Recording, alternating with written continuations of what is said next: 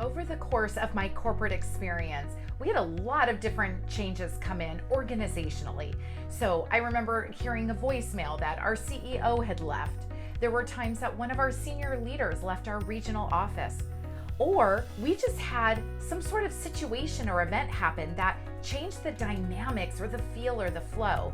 I know you have experienced that if you're not going through it literally right now, that there are changes happening around us all the time. And one of the things that started to creep top of mind for me was, what's the culture going to be within our company, within our organization?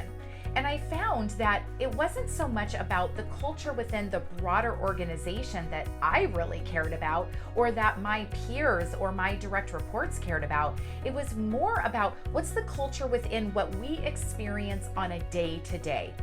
And for us at that time, it was our day-to-day within our team and within our regional office.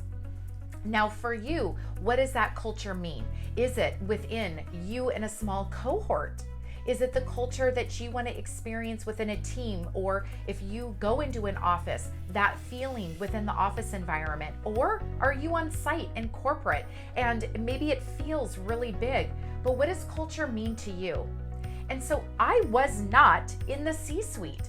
I was not the person who from the top down was going to instill or create or mandate, this is our culture, here's our new vision and mission, and here are the values. That's not what this was about. It was about, how do I take from the position that I'm currently in, regardless if I was in a formal leadership position, how do I go from where I'm at to help create that culture, specifically in this case, a culture of community? The culture of community is really not driven from the top down. It is driven from within individuals across the organization. So I didn't need a title in order to create that culture of community. I just needed to create the intent. What was the intent behind it? And so if you are thinking about, how do I change some of the dynamics? I wish things were different. Stop sitting around and waiting for somebody else to create that culture, especially if it's a culture of community. You don't need to wait for the top down. You don't need to wait for somebody with an official title. You are within the community. It's the community that creates that culture. So go in with intent. Now, for me, what did that look like? That looked like in person, grabbing a colleague and going to lunch, grabbing one of my direct reports and saying, hey, let's have our one-on-one, across the street at the coffee shop. For me, among my peers, most of my peers were not physically in my same office.